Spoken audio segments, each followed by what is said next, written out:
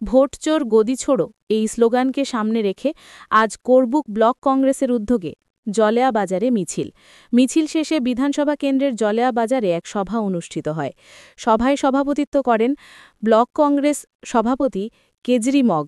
সভায় ২৩ পরিবারের ৮৩ জন voter BJP মাথা ছেগে কংগ্রেস দলে যোগদান করে। সভায় বক্তব্য রাখেন উদয়পুর জেলা কংগ্রেস সভাপতি টিটন পাল, প্রদেশ কংগ্রেস আদিবাসী ডিপার্টমেন্টের চেয়ারম্যান শব্দকুমার জমাতিয়া, প্রদেশ কংগ্রেস সম্পাদক কমল দেওয়ান প্রমুখ। বন্দে মাতরম বন্দে মাতরম নবাগতদের জানাই কংগ্রেস দলে স্বাগতম স্বাগতম